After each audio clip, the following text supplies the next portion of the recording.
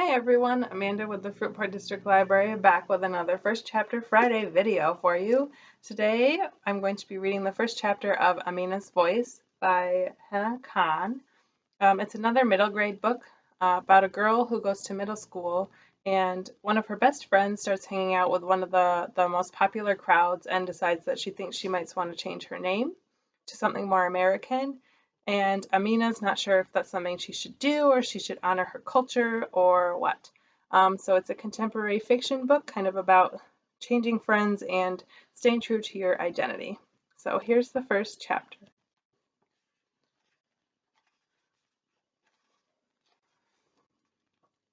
Something sharp pokes me in the rib. You should totally sign up for a solo, Sue Jin whispers from behind the seat behind me in music class. I shake my head. The mere thought of singing in front of a crowd makes my stomach twist into knots. But you're such a good singer, Sue Jin insists. I pause, enjoying the praise for a second.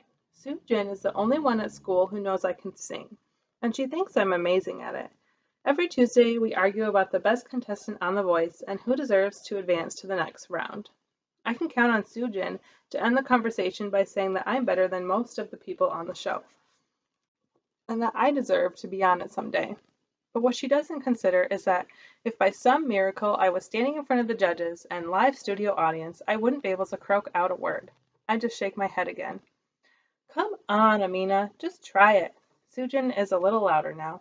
Girls, is that chatter about you volunteering? Miss Holly stares at us from the front of the classroom with her eyebrows raised. Ouch! I yelp. It's Sujin's pencil in my side again. Is that a yes, Amina? Should I sign you up for a solo for the concert? Miss Holly asks. How about one of the Motown pieces from the 1970s? I sink lower into my chair as everyone stares at me and I stumble over my words. No, thank you. I'll just stay in the chorus. I finally manage to mutter.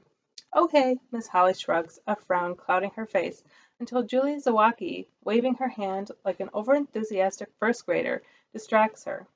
Julie always wants the spotlight and tends to sing extremely loudly. It's as if she thinks volunteering makes up for her lack of pitch. I always wonder how the math class next door gets any work done whenever Julie starts belting, but I still wish I had even half the guts she does.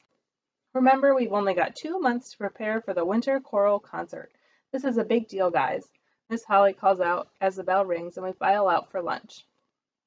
I can't believe you didn't sign up, Sujin complains as we sit down at what's already become our usual spot in the lunchroom 3 weeks into the school year. This is your big chance to finally show everyone what you've been hiding. I'm pretty sure that's what Adam, the judge with the sleeve tattoos, said to the tall red-headed girl on The Voice last Sunday night, and I tell her that. I'm serious, Sujin said. It's time to forget about John Hancock. The mention of that name brings back the memories I've tried to block since second grade. Our class play about American independence. I was John Hancock, and I was supposed to say one line. I will proudly sign my name in big letters.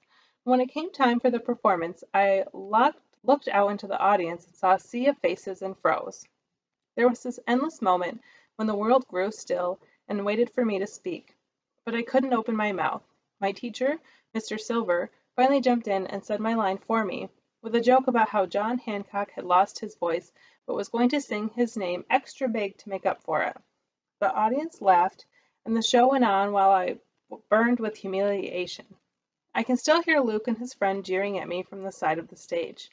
That was forever ago. We're in sixth grade now. You need to get over it. Sujin sighs as if my entire middle school future depends on performing a solo in Miss Holly's Blast from the Past production. I don't see how much I agree with her and how badly I want the spot.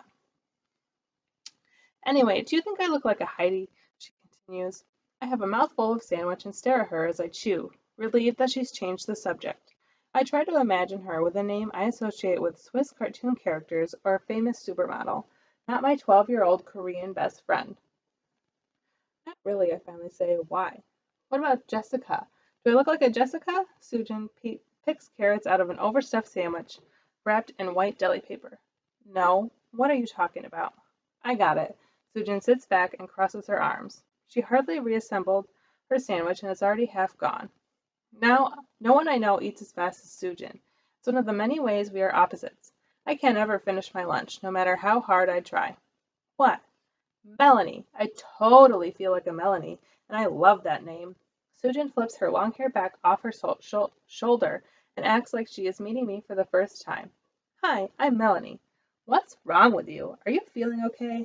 Sujin pretends to pout. Just tell me, what do you think I look like? Sujin, I say slowly. I put the other half of my sandwich back into my bag and pull mini pretzels out. You look exactly like a Sujin. Sujin sighs again, extra loudly, just like she does when her younger sister pesters us to play with her. It seems like I'm getting that sigh more and more lately, ever since the start of middle school. That's because you've always known me as Sujin, Amina. Yeah, that's my point. What's your point? I hear a familiar voice behind me and turn around. A small blonde girl is carrying a cafeteria tray and a jumbo metal water bottle with the words, I am not plastic on it. Emily. Her green eyes and tiny nose remind me of my next door neighbor's bad-tempered cat, Smokey. Nothing, I say as I wait for her to keep walking to the other side of the lunchroom, where she always sits with Julie and her crew. What are you guys talking about?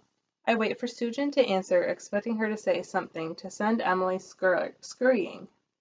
Even though the cat gets my tongue when either Emily or Julie come prowling, Sujin has never had any problem telling them exactly what she thinks. So that's the first section of the first chapter in Amina's voice. If it sounds like something you'd be interested in reading, give us a call and we'll put it on hold for you. Thank you so much and have a great weekend.